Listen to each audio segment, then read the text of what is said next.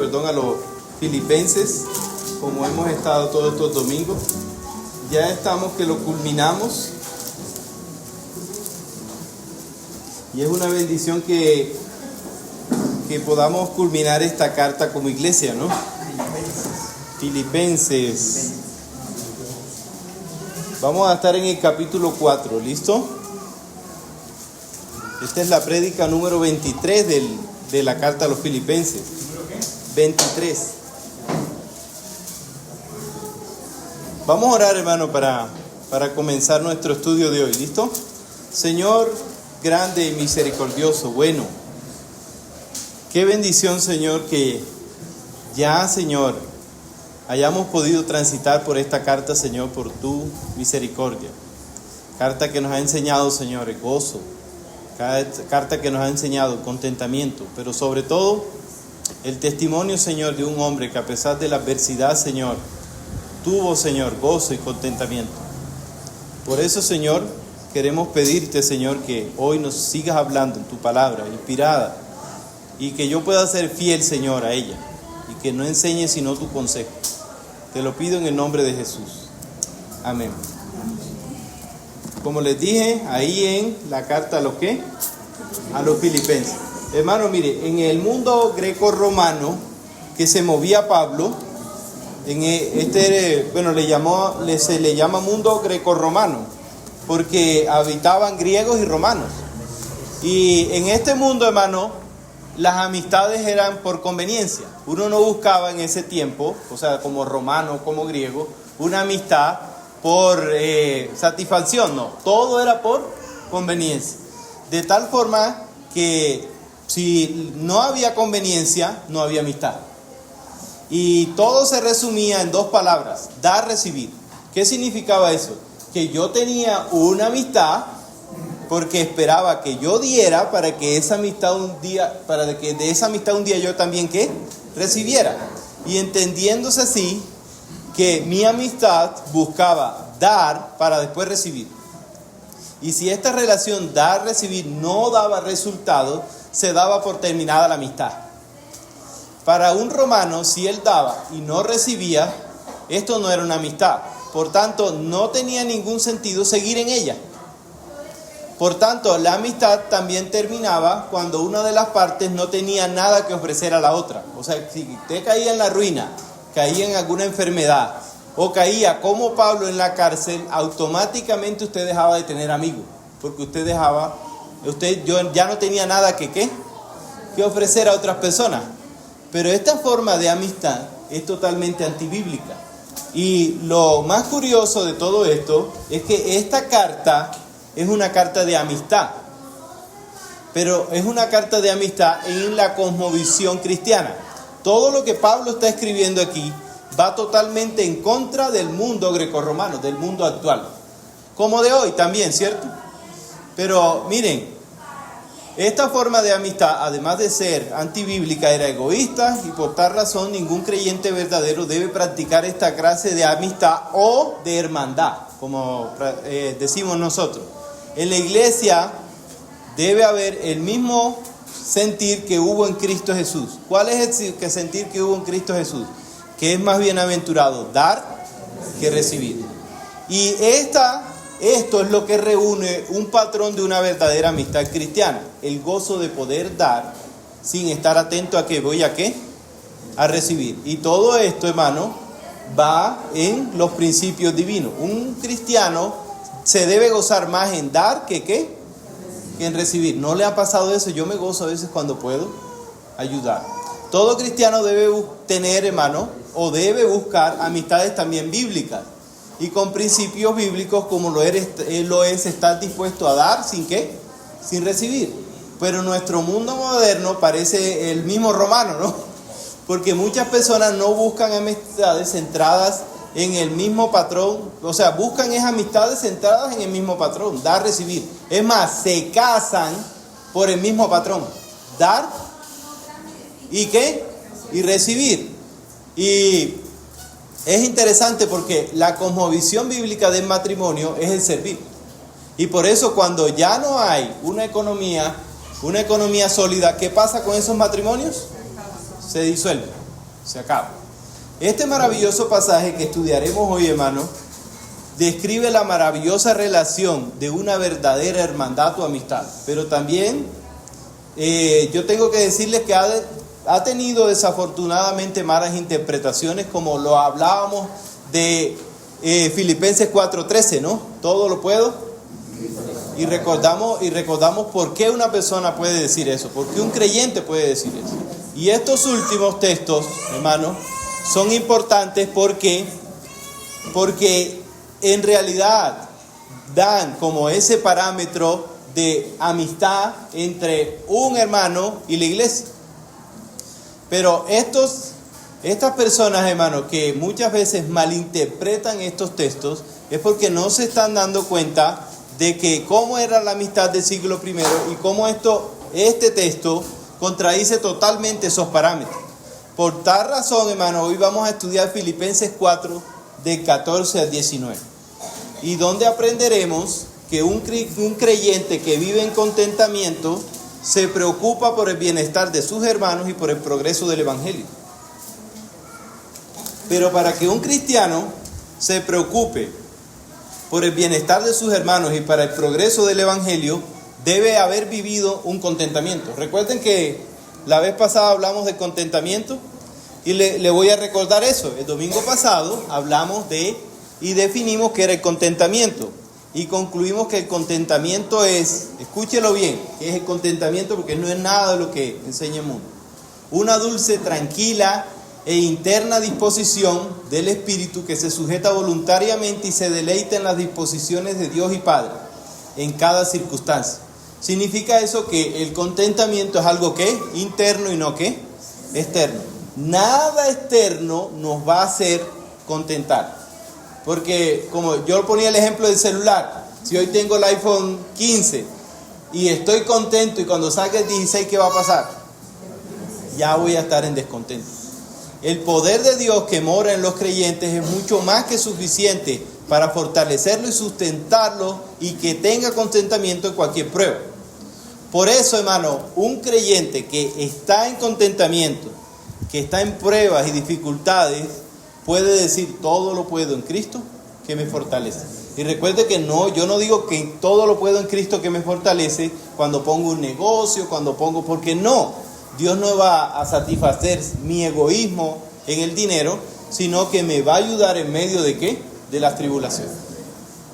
Y es interesante, hermano, porque estamos hablando de estas tribulaciones y muchos de aquí estamos pasando o han pasado por muchas tribulaciones. Y yo estoy seguro que han podido decir: todo lo he podido pasar porque Cristo me fortaleció, ¿o no? ¿Cierto, hermano? Y el contentamiento solo es posible para quienes confían por completo en el poder de Dios y en su soberanía. Por tal razón no existe contentamiento fuera de Dios. Y recuerde que estudiamos algo muy importante. En el mundo hay mucho descontento. ¿Por qué? Porque están buscando el contentamiento donde no lo hay. Es como, hermano, si usted fuera a un taller a comprar un producto de droguería. O sea, usted no va a encontrar allá jamás eso. Entonces, las personas están poniendo sus ojos y piensan que pueden buscar contentamiento donde jamás lo van a encontrar. Por eso desde el versículo 14, el apóstol retoma el tema de la ofrenda enviada por los hermanos. Recuerden que esta carta fue escrita ¿por qué? ¿Cuál fue la razón de que estos hermanos le enviaron una ofrenda a quién? A Pablo. Y Pablo no quería dar la mala impresión de lo que él había dicho antes. Miren, si la carta hubiera terminado en el versículo 13, todo lo puedo en Cristo que me fortalece, tal vez ellos hubieran malinterpretado las cosas y hubieran dicho: bueno, Pablo no necesitaba de la ofrenda, ¿no? Pero es todo lo contrario. Lo que dijo anteriormente no invalida la gratitud que él tiene en el Señor hacia estos hermanos. Y hermano, le voy a decir algo. Aunque Dios nos fortalece, aunque Dios nos cuide en medio de las pruebas, eso no significa que nosotros no estamos obligados a movernos cuando un hermano esté en aflicción. No solamente le podemos decir: todo lo puedo en Cristo que te fortalece, léelo. No, el cristiano debe moverse también ¿a qué? A dar. Recordemos que Pablo no está en un resort. Pablo está en ¿dónde? En la cárcel.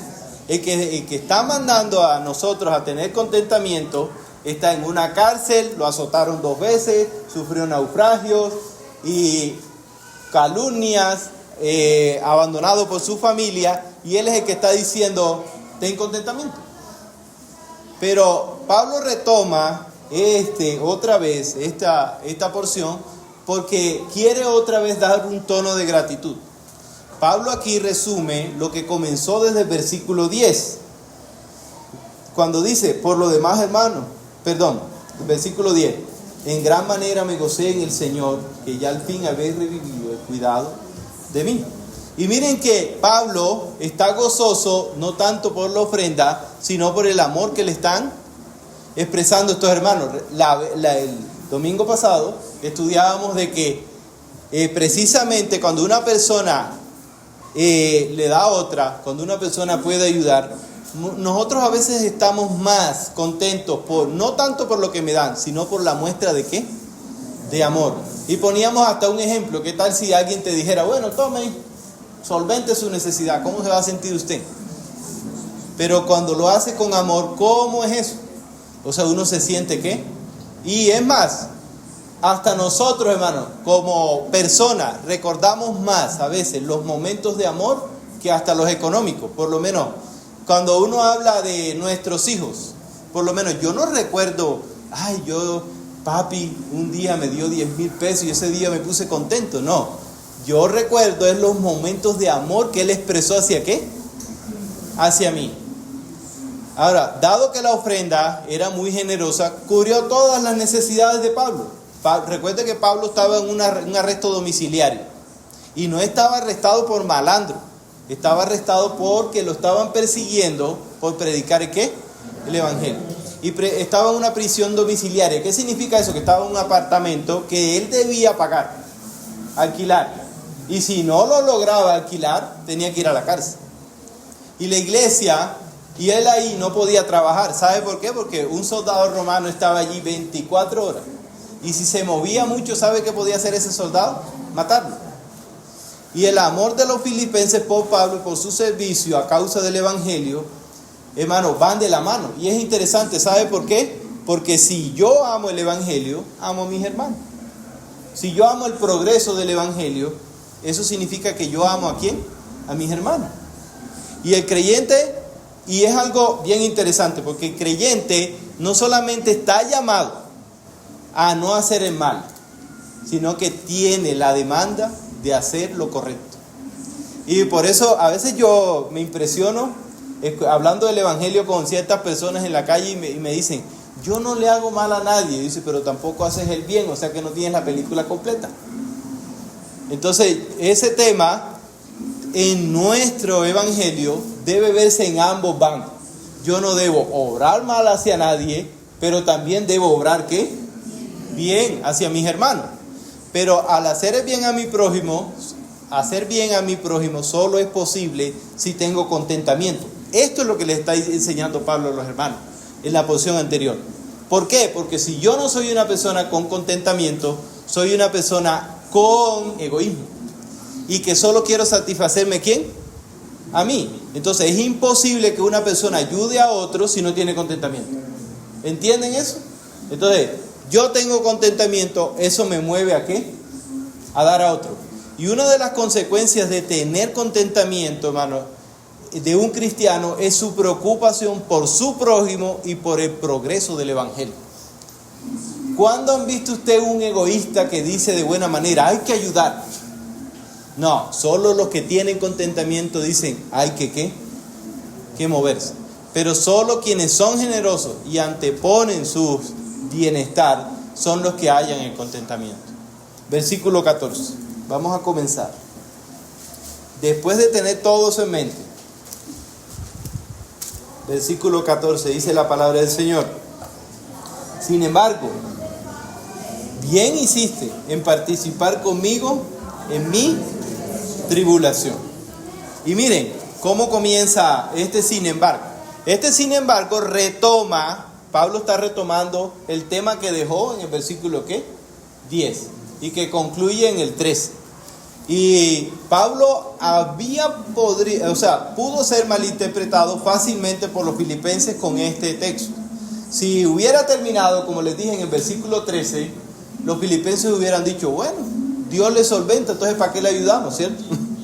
Pero miren, Pablo retoma el tema porque es importante que no hubiera malentendido. Los hermanos de Filipos, hermanos, no eran hermanos ricos, no eran hermanos que estaban botando dinero por ahí, no. ¿Quién puede leer 2 de Corintios 8 del 1 al 3? 2 Corintios 8 del 1 al 3. Asimismo, hermanos, os hacemos saber la gracia de Dios que se ha dado a la iglesia de Macedonia, que en grande prueba de tribulación, la abundancia de su gozo y su profunda pobreza abundaron en riquezas de su generosidad. Pues doy testimonio de que con agrado han dado conforme a sus fuerzas y aún más allá de sus fuerzas. Muy bien. Filipo era la primera provincia de Macedonia. O sea que estos hermanos dieron en su pobreza pudieron ayudar a ¿quién? Al apóstol Pablo. Y es interesante porque yo, hermano, he estado en situaciones difíciles y con mi familia. Pero aún en medio de esas situaciones difíciles, mi esposa y yo nos hemos dado cuenta que si tenemos contentamiento podemos ayudar a otros. Y de verdad que se habían sacrificado por enviarle una ofrenda a Pablo. Y no esperaban nada a cambio, porque estos hermanos ya eran cristianos. Ellos no estaban... ¿Qué les podía ofrecer Pablo en la cárcel? Nada. Entonces esto no era una amistad romana. Si la carta hubiese finalizado, como les dije en el versículo, ellos habrían concluido que Pablo no necesitaba nada. Pero era todo lo contrario. Ahora recordemos algo, el apóstol Pablo, y esto siempre lo voy a recordar, no pedía ofrendas. Él no andaba diciendo, ofréndenme. Sí. Él no andaba diciendo, mi ministerio, no. Quien le enviaba ofrendas a su ministerio era algo voluntario. Y este siempre ha sido el mismo principio. Voluntario, cada cual como propuso en su corazón, no la cantidad que digan los hombres, no la cantidad que digan ciertos pastores, no. Si usted va a la iglesia y lo solicitan una cantidad, hermano, huya, porque lo van a arruinar. Huya. Si usted le dice, mire, es que tiene que dar tanto, eso no es bíblico, porque lo bíblico es como lo disponga el corazón y no como los hombres lo dispongan. Porque usted está llamado, como lo aprendíamos en Pastoreando el Corazón de tu Hijo, a obedecer ¿a quién? ¿A Dios o a los hombres? A Dios. A Dios. Entonces, si hay una economía en la iglesia, es porque Dios lo ha escrito y de esa manera se debe cumplir. ¿Listo? Hay veces que me dicen, pero a veces hay personas que les da miedo hablar de la economía en la iglesia. No, la Biblia dice cómo debe ser. Y se debe hacer así. Pero Pablo, otra vez, como les digo, retoma el tema de los filipenses para que estuvieran seguros de que su nobleza era notable, que su sacrificio era algo notable. Por eso les dice, bien hiciste en participar conmigo en mi tribulación. Y miren ¿qué piensa usted cuando lee estas palabras? O sea, estoy participando con él en la tribulación. O sea, me estoy poniendo con él en el mismo lugar. Y es muy importante aquí la palabra participar, porque el verbo participar aquí se refiere a una acción concreta que Dios ha producido y que había salido del corazón de los filipenses. ¿Qué significa eso? Que Dios había puesto en el corazón de los filipenses darle una ofrenda a un hermano para que lo ayudara. ¿Recuerdan lo que dice Efesios? Que todas acciones buenas que nosotros hacemos es porque Dios la produce en nosotros, no porque nosotros seamos muy buenos. Y fue algo voluntario, producto de un corazón lleno de amor hacia Pablo y de contentamiento. Miren, y participar es interesante porque viene de la raíz de comunión. Es más, es el verbo en sí, koinonía. La palabra koinonía en griego koiné es la misma palabra comunión. Y aquí es la misma raíz. Entendiéndose entonces que Pablo en su tribulación todo esto que se estaba viviendo era consecuencia de la unión de estos hermanos con Cristo y de él con Cristo. Por eso dice la Biblia que nosotros debemos ser generoso, primero para con quién, para con los hermanos. Es interesante eso. Pero también dice que primero también para los de su hogar. Por eso dice, el que no produce para su hogar es peor que un incrédulo y ha negado su ¿qué? Su fe. Entonces hay un orden. Hay un orden. Como papá, debo estar centrado primero en ¿qué? En mi familia. Si yo le quito a mi familia y no estoy de acuerdo con mi esposa y lo gasto en otro, es algo que va a generar problemas en nuestro hogar. Un comentarista dijo, una de las mayores tentaciones del creyente devoto es dedicarse tanto a Dios que no dedica tiempo a preocuparse por su prójimo, incluso del prójimo más próximo, esposo, esposa o hijo. Fin de la cita. Y eso puede suceder. Yo puedo estar tan centrado en la Biblia, en el Evangelio, que me olvide de mi esposo y mis hijos. Y eso no debe ser así. Yo estoy llamado ¿a qué? A moverme en pro de ¿qué? De servirle a mi esposa, y la esposa ¿a quién? Al esposo. Y por eso, y por tanto a los hijos. Y la principal razón por la que los filipenses habían hecho bien en enviar esta ofrenda, porque él dice, bien hiciste, es algo que, bueno, tiene que ver con la comunión cristiana que participa en las necesidades de los hermanos. ¿Por qué es algo bueno participar con mis hermanos? Porque la Biblia lo enseña. Pero también hay otra razón bíblica aquí por la que era bueno lo que habían hecho. Y es que la ofrenda iba destinada a la subsistencia de una persona dedicada de tiempo completo a la obra de Dios. Entonces, no solamente se ofrenda a los hermanos, sino que se ofrenda también a las personas que están dedicadas por completo a la obra de Dios. ¿Qué significa eso, por lo menos hoy en día? De que hay personas que están dedicadas totalmente a la obra del Señor. Y esas personas, la iglesia debe ver por ello. Ojo, debe ver por ello, no darle lujos a ellos. Entonces, un verdadero creyente, un verdadero siervo del Señor, debe vivir de manera cómoda, no excéntrica. Por eso esos que a veces descontextualizan totalmente la ropa de Jesús, no, que era ropa de un solo hilo, él vestía y así tiene que vivir el siervo. Mentira es. Mentira totalmente. Los creyentes deben ocuparse de proveer a los que sirven en la obra, de modo de que vivan con sustento y abrigo. ¿Y saben qué es eso? Con lo básico. Ahora, si Dios lo bendice al siervo porque conocí un pastor en la costa y bueno, es un gran hombre de Dios, pero él heredó una fortuna antes de ser pastor. Y bueno, él puede vivir de manera como él quiere. Pero es interesante que aún esa fortuna la ha dedicado al servicio del Señor. Ahora, bien sean los pastores de la iglesia local o bien sean los misioneros en el campo de extensión del Evangelio, cumpliendo la gran comisión. Concluyendo así que las ofrendas de la iglesia se deben gastar en dos cosas, principalmente, en las necesidades de la iglesia y en el progreso del Evangelio. Ya, punto. No más, no ninguna otra cosa. Y por eso aquí pagamos un local y todo esto para reunirnos, porque esto hace parte ¿de qué? De la iglesia. ¿Han habido hermanos en necesidad? ¿Qué hacemos? Nos movemos como iglesia. Entonces, miren cómo por lo menos se ha desvirtuado este tema mucho de la ofrenda. Y por eso es que hay muchas personas vituperando del Evangelio, porque hay personas que no hacen el uso bíblico correcto a la hora de hablar de las ofrendas. Y miren, ¿en qué se deben gastar? Simple. En las necesidades de la iglesia y en el progreso del Evangelio. Ya. Ustedes, si usted es contador o administrador y le dan 2 parámetros para administrar algo, ¿eso es difícil? No. Ahora, la teología de la prosperidad, estos que solo piden, solo que hablan de diezmo, ofrenda, propicio, pro todo. El tema aquí es que el único que prospera es quien la propone. Ese es el único mal que hay, ¿no? Porque el único que se beneficia es una sola persona. El apóstol Pablo era un hombre tan íntegro, hermano, y entregado a la predicación del Evangelio, que no recibió ofrendas muchas veces para evitar que personas con algún interés malévolo hablara de su ministerio. Inclusive eso ocurrió en una iglesia que él había fundado en Corinto.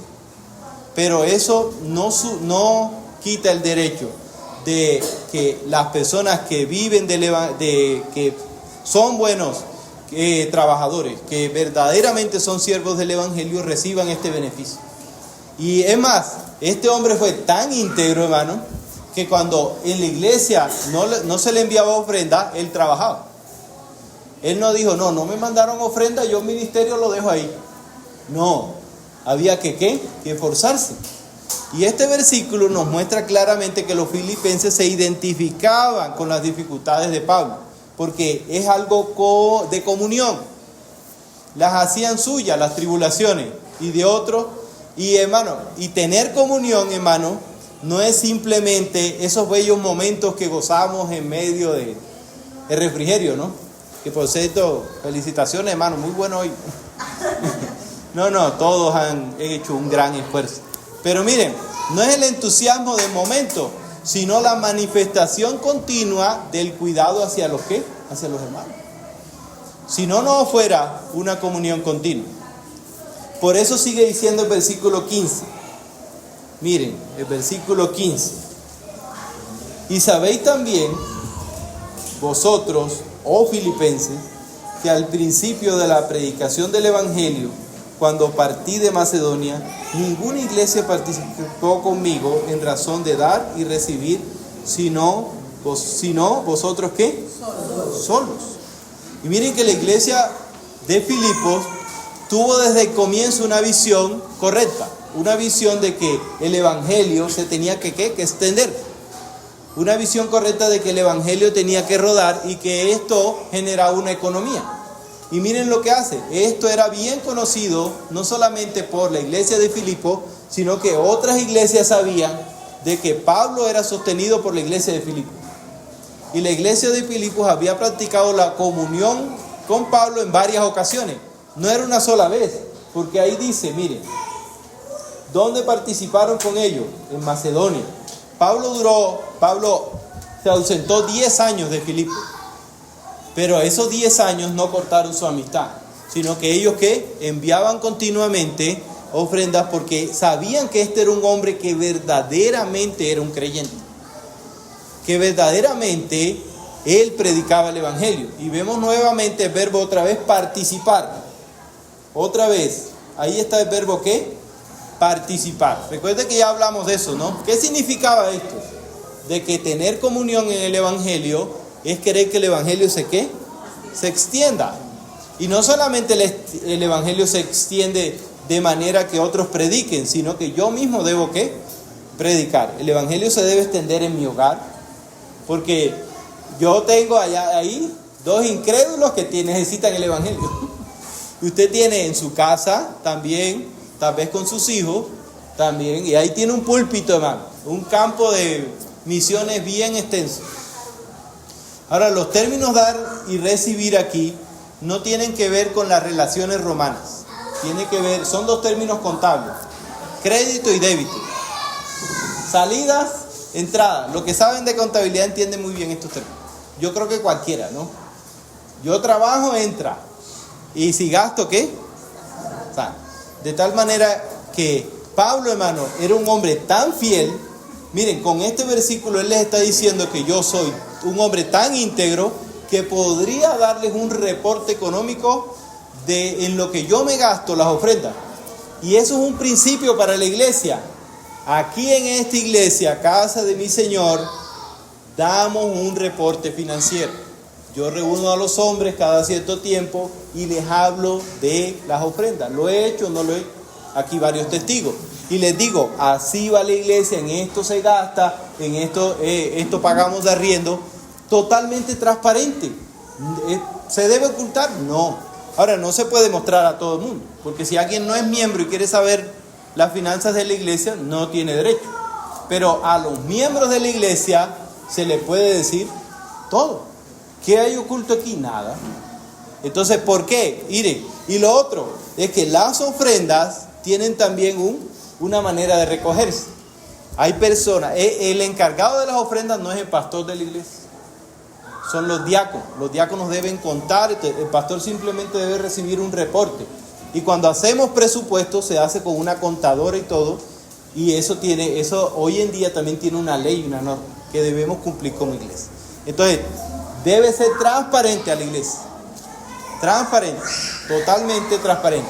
Es más, Pablo brindaba reporte financiero.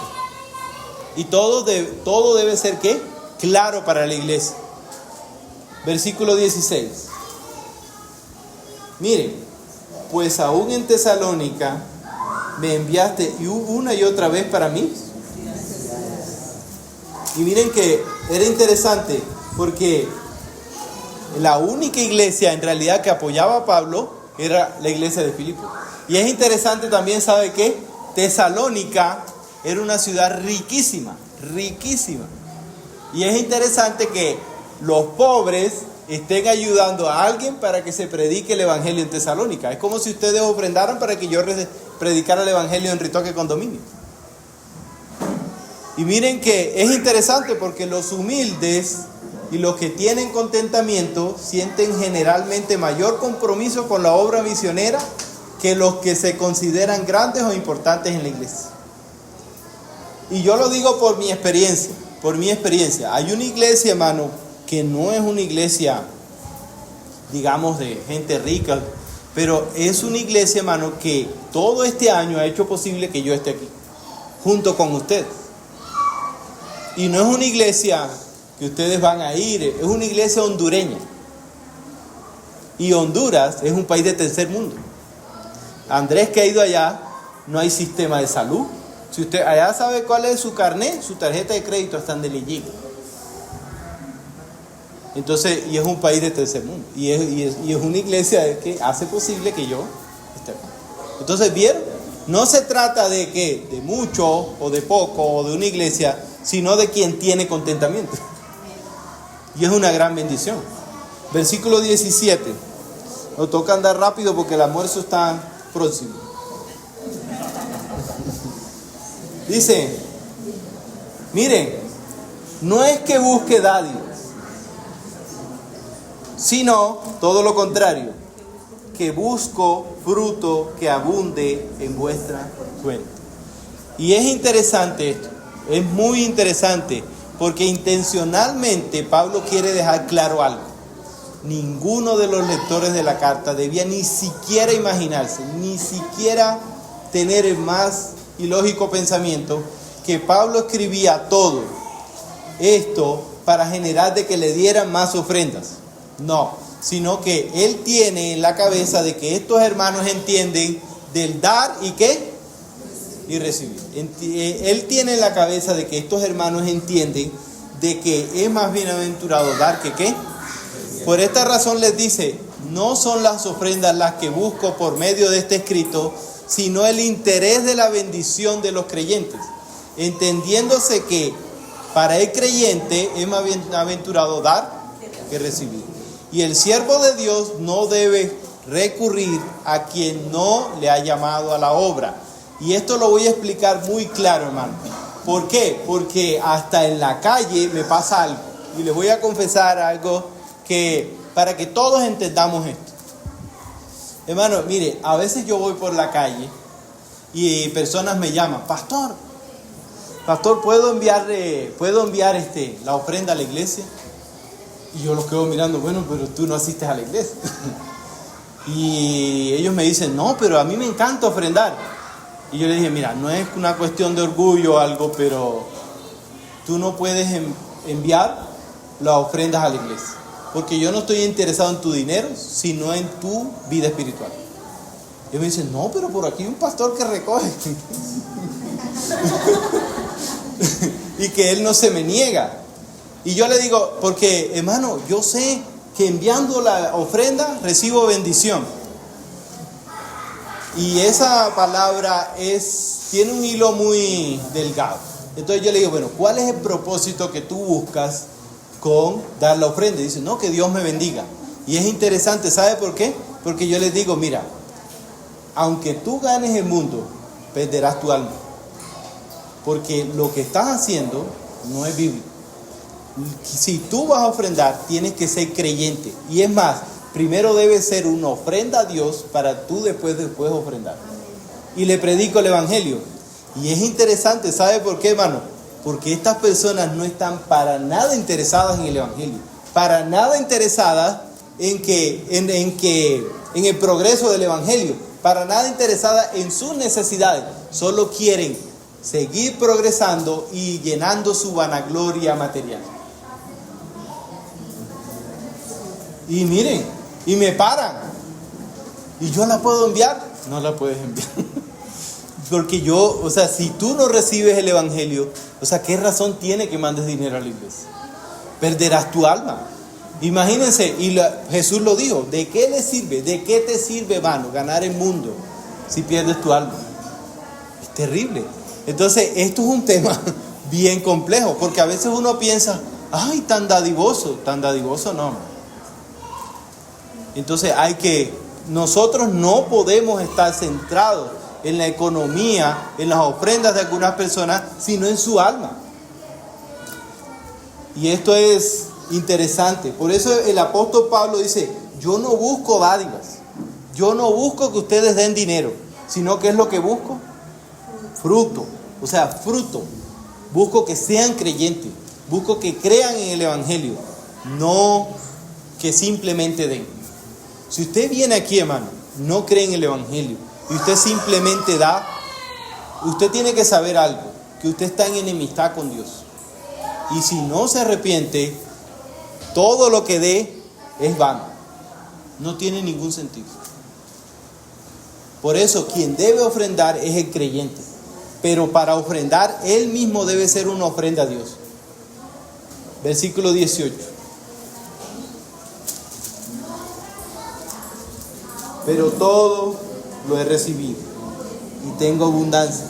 Estoy lleno, habiendo recibido de Epafrodito lo que enviaste, olor fragante, sacrificio acepto, agradable a Dios. Recordemos que el que llevó la ofrenda fue Epafrodito. En este momento no era como ahora, mándame tu nequi. No, había que encargar a una persona, tenía que ser esa persona fiel. Y llegar a Roma, hermano, no era como llegar acá a Bucaramanga. ¿Qué dirección es? No, esta persona tenía que preguntar en la iglesia dónde estaba Pablo. Esto era una labor diligente. Por eso, con 3 declaraciones, Pablo resume el gozo y el agradecimiento, sin dejar en duda el precio del amor que estos hermanos le están expresando, diciéndoles, pero todo lo he recibido y tengo abundancia y estoy lleno, habiendo recibido de Epafrodito lo que envió. Debió ser, hermano, una gran alegría para estos hermanos escuchar eso. ¿Sabe por qué? Porque estos hermanos estaban pensando que Pablo estaba en una cárcel, que estaba pasando muchas necesidades.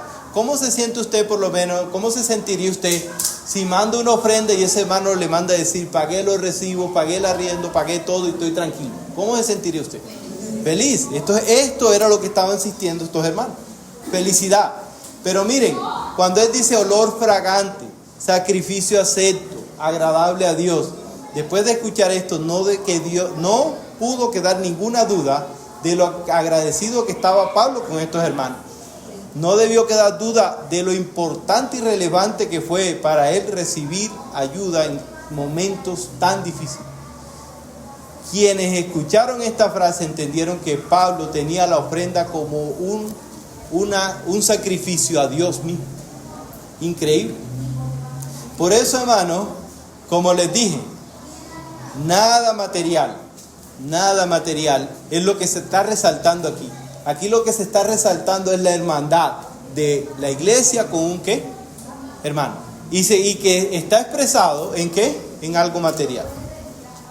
Es interesante. Y estas personas, hermano, que muchas veces ponen el ejemplo que les acabo de dar, que llévelo, pastor, allá les va a servir. No tienen contentamiento, ni están preocupadas por el bienestar de los hermanos, y mucho menos por el progreso del Evangelio. Lo único que quieren es seguir en su vanagloria material, y Dios no va a bendecir a quien está en enemistad con Él. Entonces es algo muy importante. Pero miren la nota de alabanza con que termina este hermano. Versículo 19. Mi Dios pues suplirá todo lo que falte conforme a sus riquezas en gloria en Cristo Jesús. Ese versículo es una nota de alabanza muy importante para el creyente hoy en día. Porque este versículo, hermano, lo está hablando alguien que está en la cárcel. Alguien que no tiene nada que ofrecer como hermano y amigo. Tenía muchas necesidades, pero tiene el recurso más importante con que cuenta un cristiano: el contentamiento de saber que Dios es su provisión. Eso es lo que tiene este hombre: el gozo, el contentamiento de saber que Dios me guarda y tiene cuidado de mí. ¿Ustedes piensan de que hay otra riqueza más grande que esa? El que ofrenda haciendo como un acto de fe, o sea, cuando yo ofrendo, soy cristiano, lo que hago es que lo hago como un acto de fe, y lo hago por la relación que tengo con Dios, dependiendo de Él para todas mis necesidades. Porque cuando yo aparto para algo para Dios, como familia lo hacemos, no es que me sobre.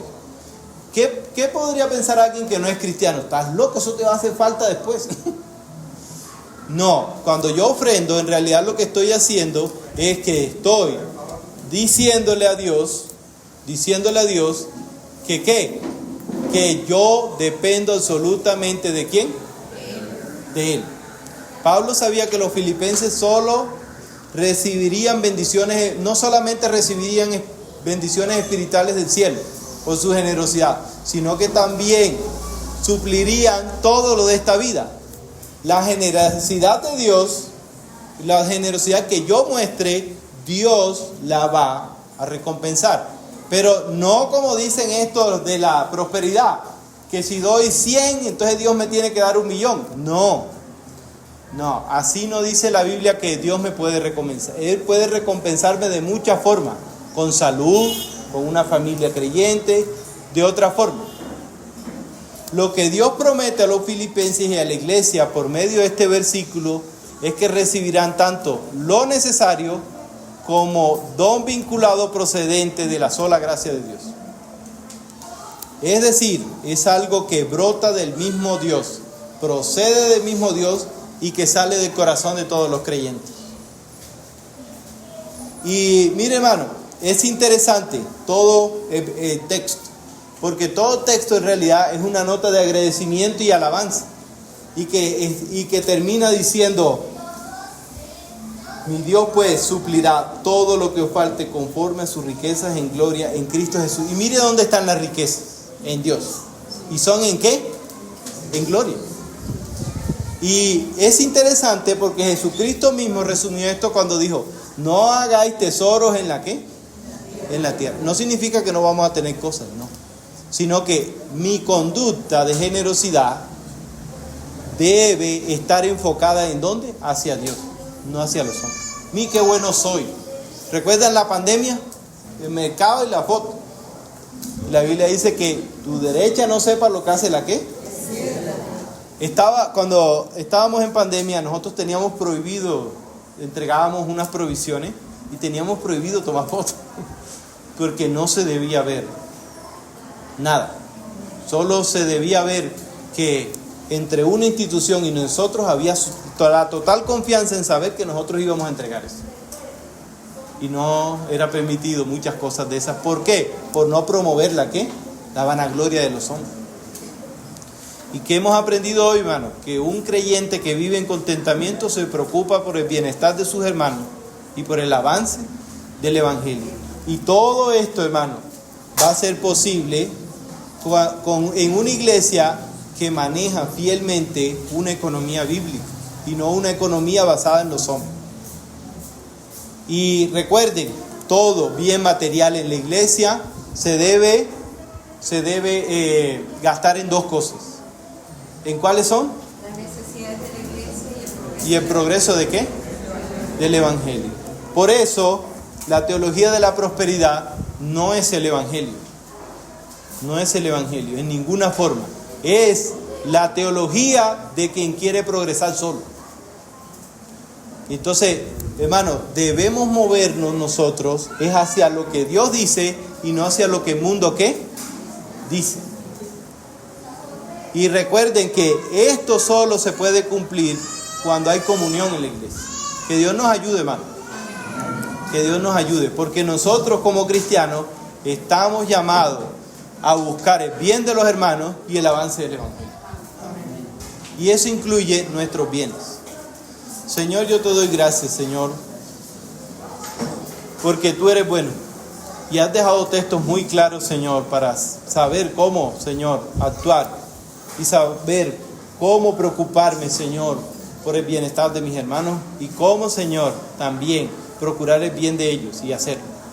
Y también has dejado, Señor, muy claro cómo avanza el evangelio y de qué manera debemos hacerlo y cómo debemos participar como iglesia. Señor, te suplico, Señor, te imploro que nosotros, Señor, podamos, Señor, ser un sacrificio, Señor, acepto delante de ti, ofrenda delante de ti, para que podamos también, Señor, ofrendar a la iglesia con entendimiento. Y jamás aceptar como estos perversos, Señor, que muchas veces me llaman, que muchas veces quieren participar solamente de dar sin tu evangelio. Y de nada, Señor, le sirve al hombre haber ganado todo si pierde su alma. Ayúdanos a tener, Señor, una cosmovisión correcta y bíblica, Señor, acerca de dar, para que hagamos tesoros en el cielo, Señor, y no gozar, Señor, de nuestra vanagloria y orgullo aquí en la tierra. Te lo pedimos en el nombre de Jesús.